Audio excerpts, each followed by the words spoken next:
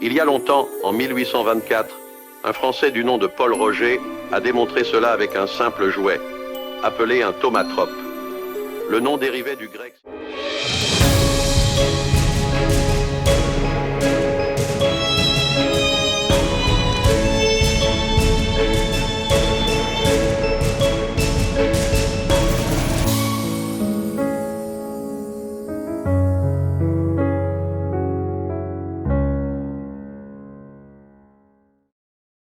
La plupart d'entre nous ont tendance à penser que le dessin animé est une invention moderne, comme l'avion ou l'automobile, mais en réalité, l'idée d'insuffler la vie et le mouvement à des images fixes est aussi ancienne que l'homme lui-même, mais de notre temps, nous avons vu ce rêve se réaliser. Le dessin animé a mûri et a pris sa place légitime parmi les beaux-arts. Cette image provient de notre suite Casse-Noisette, l'un des numéros musicaux de notre production, Fantasia. Des galeries d'art à travers le pays ont exposé de nombreux montages de cette production. Les gens les achetaient comme n'importe quel autre type de peinture, pourtant, considéré ce fait, cette image était animée. Il est vrai que cela ne représente qu'une seule image d'un film, mais, aussi délicate et complexe que cela soit, il a pris vie.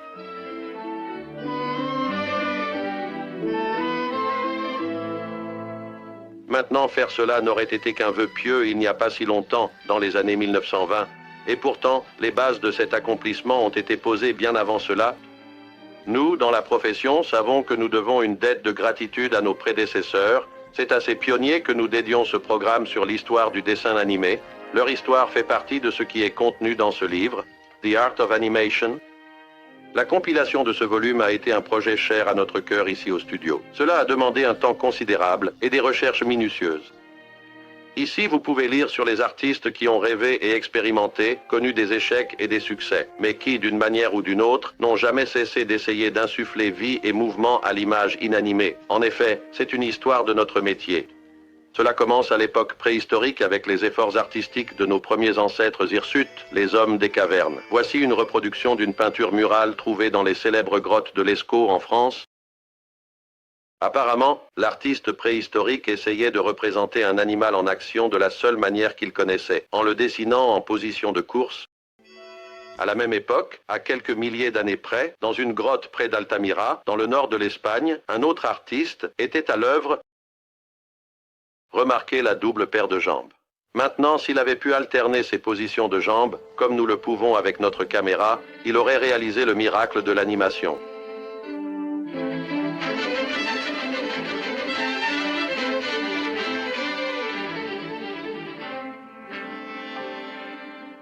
Primordial, bien sûr, comme lui-même, mais fondamentalement correct. Voici une décoration murale égyptienne datant d'environ 2000 avec J.C. Cette fresque de deux lutteurs a presque l'apparence d'une bande de film. Si nous prenons à nouveau certaines libertés et sautons d'une pose à l'autre, nous parvenons ici également à une sorte d'animation.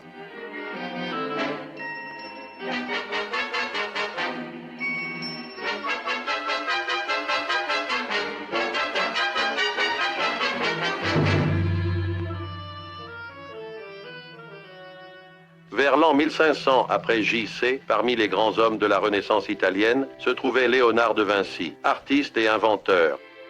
Voici son diagramme sur lequel il avait simplement l'intention de montrer les proportions de la figure humaine, mais notre caméra peut le rendre animé. En mettant en valeur certaines positions de la figure, elle bouge et danse. Et Léonard de Vinci devient un pionnier honoraire de l'industrie de l'animation. Cependant, jusqu'à présent dans notre histoire, personne n'avait réellement réussi à faire apparaître un dessin comme s'il bougeait. La véritable animation attendait la reconnaissance d'un trait étrange de l'œil humain. C'est un principe connu sous le nom de persistance de la vision. Il y a longtemps, en 1824, un Français du nom de Paul Roger a démontré cela avec un simple jouet, appelé un thaumatrope. Le nom dérivait du grec signifiant « roue de magie ». Il y a une image différente de chaque côté du disque. Lorsque le disque est tourné, l'œil retient pendant une fraction de seconde l'image rémanente de chacune des images. Ainsi, nous ne voyons pas les images séparées, mais une impression combinée. Ainsi, en faisant voir à l'observateur une image qui n'existait pas, le thaumatrope de Paul Roget a clairement démontré les principes de la persistance, de la vision. Pourtant, ce jouet ne générait pas vraiment de sentiment d'animation. Le mérite d'avoir fait cela pour la première fois revient à Joseph Plateau, qui a inventé un dispositif qui semblait réellement faire bouger les images. Il l'a appelé phénikistoscope, un autre mot dérivé du grec signifiant trompeur optique. Une série d'images est dessinée dans des positions progressives d'une action. Chaque image est séparée de l'autre par une fente. Je vais vous montrer comment cela fonctionne. Le disque est tenu devant un miroir. Ainsi, les dessins réfléchis peuvent être vus à travers les fentes. Maintenant, lorsque le disque est tourné, les figures statiques changent de position. Elles semblent définitivement bouger.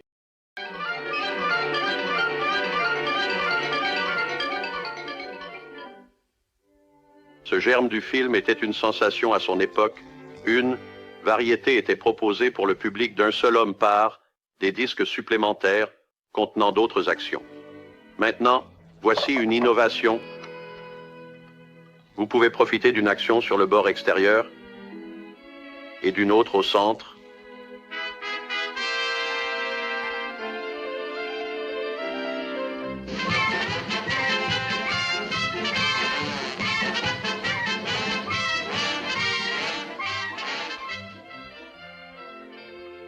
On dirait qu'en 1832, ils avaient déjà la double fonctionnalité. Le phénikistoscope de Plateau a conduit à de nombreuses autres nouveautés en animation. L'un d'eux était le zoétrope, ou roue de la vie. C'était un tambour plutôt qu'un disque. Maintenant, les dessins étaient placés sur de longues bandes. Les bandes étaient interchangeables.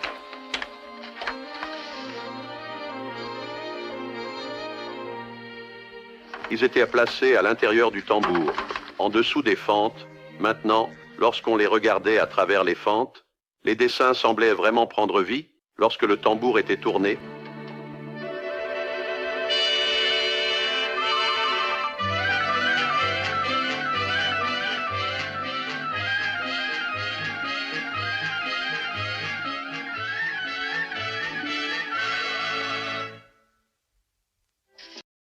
De ces spectacles de curiosité à un seul homme, est née une machine très remarquable capable de projeter des dessins animés sur un écran pour le public. Et cela, même avant l'invention de la caméra et du projecteur de film.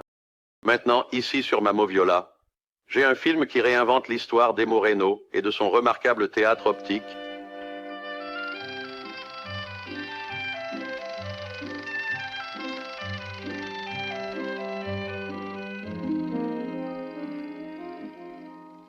Reynaud était un peintre de diapositives lanternes qui vivait dans un petit appartement à Paris en 1877. Il était intrigué par les premiers dispositifs d'animation. Il a étudié et lu tout ce qu'il pouvait à leur sujet dans les périodiques scientifiques de son époque. Enfin, il a inventé une machine à lui, appelée le praxinoscope, qui empruntait les bandes d'action interchangeables du zoétrope. Mais il a remplacé les fentes du zoétrope par des miroirs disposés bord à bord, autour d'un centre rotatif. Chaque image individuelle sur le bord extérieur est réfléchie sur l'un des miroirs. Et ici, avec le charme qui nous enchante et nous ravit encore aujourd'hui, les images glissent et s'écoulent avec une vie mystérieuse propre. Pourtant, Reynaud n'était pas satisfait. Bientôt, il eut l'idée de dessiner ces images sur des bandes de papier noir. Cela lui permit de combiner un arrière-plan sur une carte séparée avec les dessins d'action.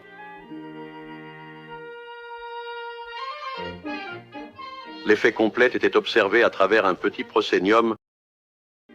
Il a appelé sa machine améliorée le théâtre praxinoscope. Ici, on pouvait voir un spectacle de vaudeville en miniature. Il suffit d'un simple changement de décor, d'une nouvelle distribution de personnages, et un tout nouveau numéro est prêt à commencer. Peu importe que la performance entière ne dure que quelques secondes, ou que la bande soit composée de seulement 12 pauses. Cela vous captive toujours. Vous voulez le voir encore, et encore.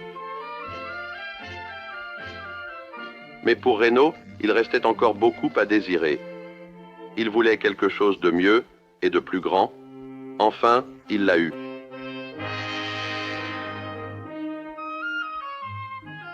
Les courtes bandes d'images avaient été étendues à une longue bande, contenant 500 diapositives peintes à la main, dessinées sur de la gélatine transparente. De petits trous perforés entre chaque image annonçaient les perforations du film moderne. Chaque trou s'engraine dans les dents de la grande roue. Tournant à la même vitesse que les 36 miroirs au centre, chaque image individuelle est éclairée séparément. Grâce à un jeu de miroirs et de lentilles, le rayon de lumière est réfléchi vers un miroir mobile qui projette à son tour l'image agrandie sur un écran. En adaptant le principe de la lanterne magique à sa machine, il a pu projeter l'arrière-plan sur le même écran. Ici, ses acteurs étaient à taille réelle. Ici, il pouvait presque créer l'illusion de la réalité.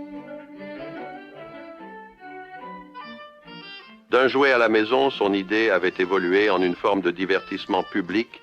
Reynaud l'appelait le théâtre. Optique.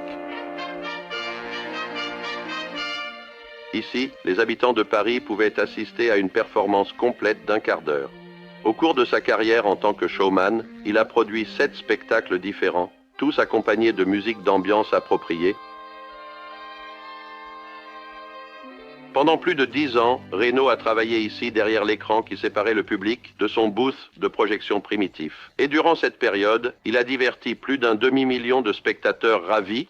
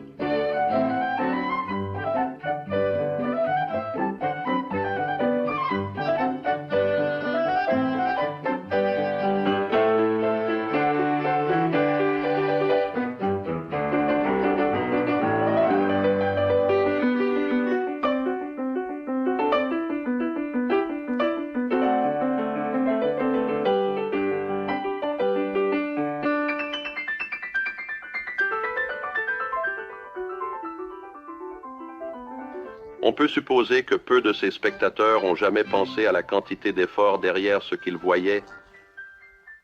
Et il est fort probable que même Reynaud lui-même n'avait pas la moindre idée des sommets vers lesquels son premier véritable prototype de dessin animé montrait le chemin.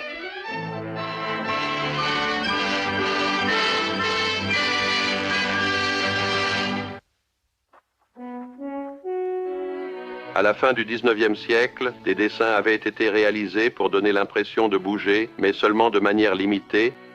Le progrès attendait à nouveau l'invention. Et cela est venu avec le développement du film et de la caméra de cinéma.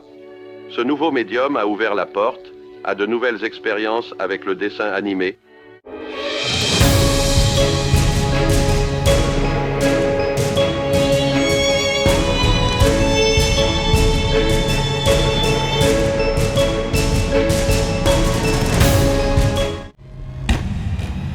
Les morts ne racontent pas d'histoire.